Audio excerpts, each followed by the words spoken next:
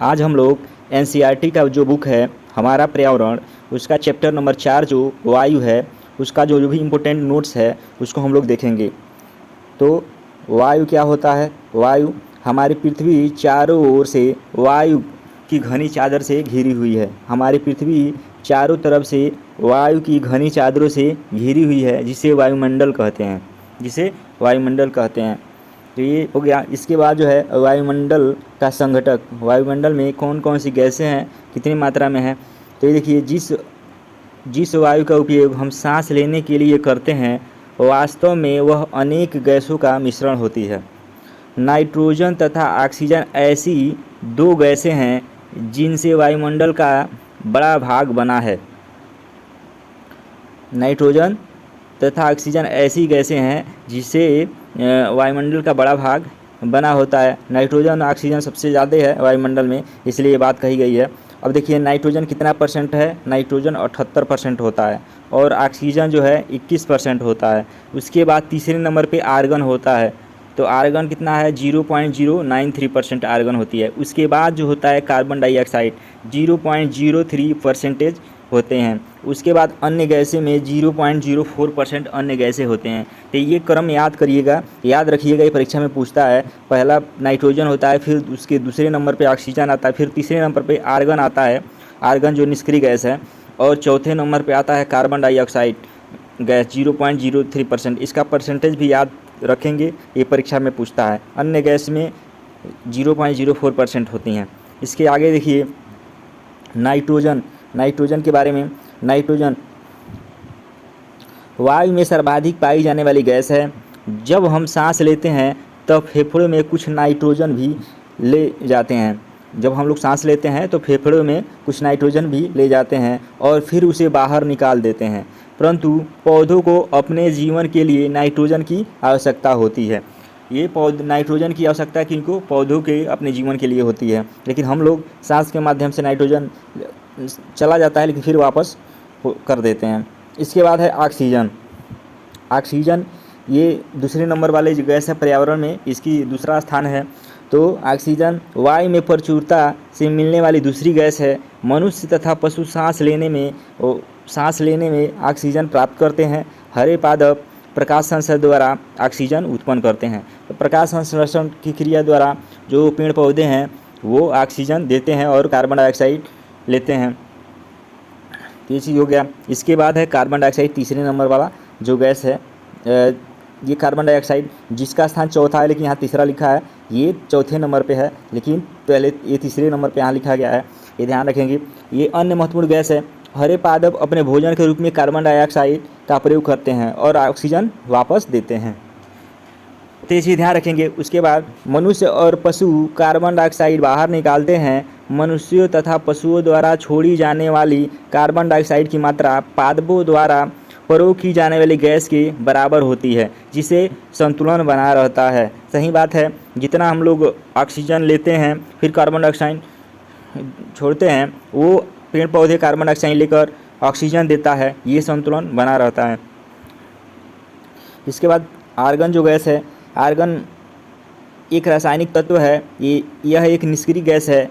कुछ अन्य गैस भी हैं निष्क्रिय जो गैस हैं। कौन कौन? हाइड्रोजन है, आपका हीलियम है, ये है। इसमें देखिए हाइड्रोजन गैस सबसे हल्की गैस होती है लेकिन विस्फोटक होती है। ये वायुमंडल में पाया जाएगा। हीलियम आपकी दूसरे नंबर की हल्की गैस होती है। हीलियम आपकी दूसरी नंबर की हल्की गैस होती है। सबसे ज़्यादा हाइड्रोजन हल्की गैस है, ये चीज़ ध्यान रखेंगे। अब देखिए वायुमंडल की संरचना। वायुमंडल की संरचना में हमारा वायुमंडल कितने से 5 परतों में विभाजित है। हमारा वायुमंडल 5 परतों में विभाजित है जो पृथ्वी के सतह से आरंभ होती है। पृथ्वी के सतह से आरंभ होती है। पहला है पृथ्वी के सतह से नज़दीक, ये है क्षोभ मंडल। पहला है क्षोभ मंडल। क्षोभ मंडल को इंग्लिश में ट्रोपोस्फीयर बोलते हैं। ट्रोपोस्फीयर, ये चीज़ ध्यान रखेंगे। ट्रोपोस्फीयर स्पेयर होता है। ट्रोपोस्फीयर, इसको इंग्लिश में कभी कभी लिख देता है, तो ये चीज़ ध्यान रखेंगे। ट्रोपोस्फीयर और समताप मंडल को स्ट्रेटोस्फीयर बोलते हैं, ये चीज़ ध्यान रखेंगे। ये देखिए क्षोभमंडल, यह परत वायुमंडल की सबसे महत्वपूर्ण परत है। इसकी ऊंचाई 13 किलोमीटर है, कहीं कहीं 18 किलोमीटर दिया रहता है, ये भी चीज़ ध्यान रखेंगे। इसके बाद देखिए क्षोभमंडल जो है ये पहला, यह परत वायुमंडल की सबसे महत्वपूर्ण परत है। यह परत वायुमंडल की सबसे महत्वपूर्ण परत है। इसकी ऊंचाई 13 किलोमीटर है, लेकिन इसका 18 किलोमीटर भी कहीं कहीं दिया रहता है, 18 किलोमीटर, ये चीज़ ध्यान रखेंगे। हम इसी मंडल में मौजूद वायु से सांस लेते हैं। मौसम की लगभग सभी घटनाएं, वर्षा, कोहरा एवं ओलावर्षण इसी परत के अंदर होती है। जो भी मौसमी घटनाएं होती हैं इसी परत के अंदर होती हैं। क्षोभमंडल को, इसको इंग्लिश में ट्रोपोस्फेयर बोलते हैं, ध्यान रखेंगे। इसको इंग्लिश में ट्रोपोस्फेयर बोलते हैं, ट्रोपोस्फेयर इसको ट्रोपोस्फेयर इंग्लिश में बोलते हैं, ऐसे ध्यान रखेंगे। और ये आपका, इसका दूसरा नाम है संवहन मंडल। इसको संवहन मंडल भी बोलते हैं, ये चीज़ ध्यान रखेंगे। और जो भी मौसमी घटनाएं होती हैं, ये सारे बादल गरजना, बादल लगना, वर्षा बरसना, ये सारे इसी में होता है, क्षोभमंडल में। इसके बाद है दूसरा नंबर समताप मंडल। समताप मंडल जो है इसको स्ट्रेटोस्फेयर बोलते हैं, स्ट्रेटोस्फेयर। तो ये समताप मंडल न देकर स्ट्रेटोस्फेयर दे देता है। अब देखिए स्ट्रेटो, ये स से समताप है तो यस से स्ट्रेटोस्फेयर, ये ध्यान रखेंगे, इसे याद करके रखेंगे। अब इसकी ऊंचाई, ये देखिए क्षोभमंडल के ऊपर का भाग समताप मंडल कहलाता है। क्षोभमंडल के ऊपर का भाग ये है, लगभग 50 किलोमीटर की ऊंचाई तक फैला है। यहाँ की परिस्थितियाँ हवाई जहाज उड़ने के लिए आदर्श होती हैं। अब देखिए समताप मंडल, नाम से यह समताप मंडल, यानी ताप एक समान होता है। यहाँ पे ताप एक समान होता है, कोई भी मौसमी घटनाएं इसमें नहीं होती हैं, इसलिए इसमें जहाज उड़ता है, उड़ने में लाभदायक होता है, इसमें उड़ता है। इसमें ओजोन गैस की परत, इसके ऊपरी परत पे ओजोन परत होती हैं, इसी में होता है समताप मंडल में। तो पूछता है कि ओजोन परत किस मंडल में होता है, तो समताप मंडल में होता है, ये चीज़ ध्यान रखेंगे। यह परत सूर्य से आने वाली हानिकारक गैसों से हमारी रक्षा करती है। जो हम ओजोन परत होती है वो सूर्य से आने वाली हानिकारक गैसों से हमारी रक्षा करती है।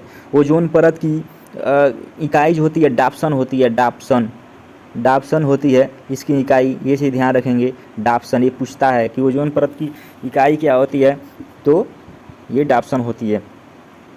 अब देखिए आगे है मध्यमंडल। इसका तीसरा जो है ये मध्यमंडल है। यह मंडल की तीसरी परत है। यह समताप मंडल के ठीक ऊपर होती है। यह लगभग 80 किलोमीटर की ऊंचाई तक फैली होती है। इसकी ऊंचाई कितनी होती है, 80 किलोमीटर तक। अंतरिक्ष में प्रवेश करने वाले पिंड इस परत में आने पर जल जाते हैं। अंतरिक्ष में जो प्रवेश करने वाले जो उल्का पिंड हैं इस परत में आने के बाद जल जाते हैं, यहीं पे इसका अस्तित्व खत्म हो जाता है। जो लुक वगैरह जो दिखता है इसी मंडल में उसका अस्तित्व खत्म हो जाता है। इसके बाद है चौथा नंबर वायुमंडल की, वायुमंडल नहीं, ये आयन मंडल है। चौथा जो है ये आयन मंडल है, आयन मंडल है। ये देखिए आयन मंडल है। ये देखिए आयन मंडल में बढ़ती ऊंचाई के साथ तापमान अधिक तीव्रता से बढ़ता है। ये पूछता है क्वेश्चन कि किस मंडल में ऊंचाई बढ़ने के साथ तापमान बढ़ता है, तो वो है आयन मंडल। तो ये चीज़ ध्यान रखेंगे। अब इसके बाद आयन मंडल, देखिए इसकी जो ये 80 से 400 किलोमीटर तक फैला है, कहीं 650 भी देता है, ये भी ध्यान रखेंगे। तो 80 से 400 किलोमीटर तक फैला है। रेडियो संचार के लिए इस परत का उपयोग होता है, इस परत का उपयोग होता है। पूछता है रेडियो संचार किस परत में होता है, तो ये आपका आयन मंडल हो जाएगा। जिसके ये भी क्वेश्चन पूछता है विद्युत तरंगे वाले कौन सा मंडल है, तो यही, इसको विद्युत तरंगी मंडल भी बोलते हैं, क्योंकि रेडियो तरंग एक प्रकार की विद्युत चुंबकीय तरंग है। तो इसे ध्यान रखेंगे। अब देखिए वास्तव में पृथ्वी से प्रसारित रेडियो तरंगे इसी परत द्वारा पुनः पृथ्वी पर परावर्तित कर दी जाती है। जो भी प्रसारित रेडियो तरंग हो जाती है यहाँ से, फिर आयन मंडल से टकराकर पुनः पृथ्वी पे आ जाती है, जिससे हम लोग टेलीविज़न देखते हैं, चाहे रेडियो से समाचार जो भी सुनना होता है, तो इसी मंडल के कारण। सबसे इम्पोर्टेंट ये मंडल बहुत इंपॉर्टेंट है, इससे क्वेश्चन बनता है, इसे ध्यान रखेंगे। अगला मंडल है बहिर्मंडल। इसको वायुमंडल भी बोलते हैं, वायुमंडल ये सबसे इस अंत का ये मंडल है। वायुमंडल की सबसे ऊपरी परत को वायुमंडल या बहिर्मंडल कहा जाता है। यह वायु की पतली परत होती है। हल्की गैसें जैसे हीलियम और हाइड्रोजन यहीं से अंतरिक्ष में तैरती हैं। इसमें पूछता है कि वायुमंडल में कौन गैसें होती हैं, तो हीलियम और हाइड्रोजन ये दोनों गैसें होती हैं। अब इसी में आपका सूर्य भी है अंतरिक्ष में। तो अंतरिक्ष में सूर्य है जो हीलियम और हाइड्रोजन से बना होता है। हीलियम और हाइड्रोजन के संलयन से सूर्य बना होता है। तो ये चीज़ ध्यान रखेंगे। उसके बाद है मौसम एवं जलवायु। मौसम एवं जलवायु, तो मौसम और जलवायु किसको कहते हैं? तो मौसम वायुमंडल की प्रत्येक घंटे तथा प्रतिदिन की स्थिति होती है। मौसम नाटकीय रूप से दिन प्रतिदिन बदलता है। जलवायु दीर्घकाल में किसी स्थान का औसत मौसम उस स्थान की जलवायु बताता है। इसके बाद देखिए तापमान। तापमान क्या है? वायु में मौजूद ताप एवं शीतलता के परिणाम को तापमान कहते हैं। वायुमंडल का तापमान ऋतुओं के अनुसार भी बदलता है। इसके बाद आतपन, जिसको सूर्यातप कहते हैं। आतपन, जिसको सूर्यातप कहते हैं। अब सूर्य से आने वाली वह ऊर्जा जिसे पृथ्वी रोक लेती है आतपन या सूर्यातप कहलाती है। सूर्यातप की मात्रा भूमध्य रेखा से ध्रुवों की ओर घटती है। ये चीज़ ध्यान रखेंगे, जो सूर्य की जो ताप की मात्रा है भूमध्य रेखा से ध्रुवों की ओर घटती है, इसलिए भूमध्य रेखा के आसपास जो भी देश हैं वहाँ के लोग काले होते हैं ज़्यादा गर्मी होने के कारण। और ध्रुव पे बर्फ़, इसलिए ध्रुव क्या है, बर्फ़ों से यहाँ पे टेम्परेचर कम होती है तो यहाँ पे बर्फ़ ज़्यादा मिलता है। इसी कारण नगर में भीड़ वाले ऊंचे भवन वायु गर्म को रोक लेते हैं। अब नगर का जो भी है शहर, उसमें ऊंचे भवन जो होते हैं गर्म वायु को रोक लेते हैं, जिससे नगरों का तापमान बढ़ जाता है। गाँव की अपेक्षा नगरों का तापमान अधिक होता है। अब देखिए इसके बाद है दिन के समय में एसो बेल्ट से बनी सड़कें एवं धातु एवं कंक्रीट से बने भवन गर्म हो जाते हैं। रात के समय यह ऊष्मा मुक्त हो जाती है।